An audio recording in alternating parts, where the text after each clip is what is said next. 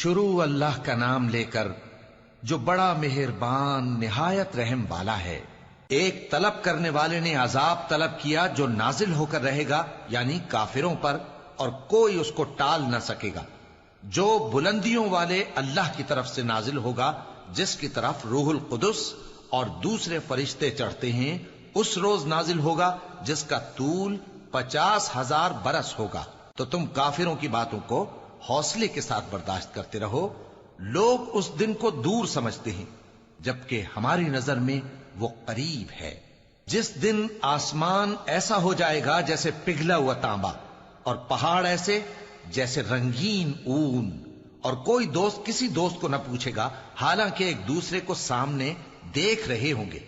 اس روز گناہگار چاہے گا کہ کسی طرح اس دن کے عذاب کے بدلے میں سب کچھ دے دے، یعنی اپنے بیٹے اور اپنی بیوی اور اپنے بھائی اور اپنا خاندان جس میں وہ رہتا تھا، اور جتنے آدمی زمین پر ہیں، غرض سب کو دے ڈالے، پھر اپنے آپ کو عذاب سے چھڑا لے۔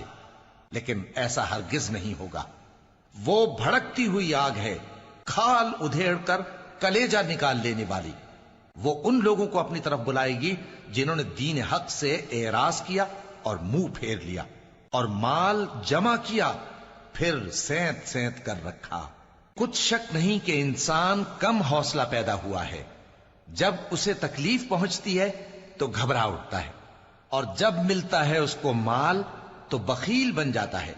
مگر نماز ادا کرنے والے جو نماز کا التزام رکھتے اور ہمیشہ پڑھتے ہیں، اور جن کے مال میں حصہ مقرر ہے، یعنی مانگنے والے کا اور نہ مانگنے والے کا، اور جو روز جزا کو سچ سمجھتے ہیں، اور جو اپنے پروردگار کے عذاب سے خوف رکھتے ہیں، بے شک ان کے پروردگار کا عذاب ہے ہی ایسا کہ اس سے بے خوف نہ ہوا جائے۔ اور جو اپنی شرمگاہوں کی حفاظت کرتے ہیں مگر اپنی بیویوں یا باندیوں سے کہ ان کے پاس جانے میں انہیں کچھ ملامت نہیں، اور جو لوگ ان کے سوا اور طریقے ڈھونڈیں تو وہ حد سے نکل جانے والے ہیں، اور جو اپنی امانتوں اور اپنے عہد و پیمان کا پاس کرتے ہیں، اور جو اپنی گواہیوں پر قائم رہتے ہیں، اور جو اپنی نماز کی پابندی کرتے ہیں، یہی لوگ جنتوں میں عزت و اکرام سے ہوں گے۔ تو اے نبی، ان کافروں کو کیا ہوا ہے کہ تمہاری طرف دوڑے چلے آتے ہیں، دائیں اور بائیں سے گروہ گروہ ہو کر جمع ہوتے جاتے ہیں؟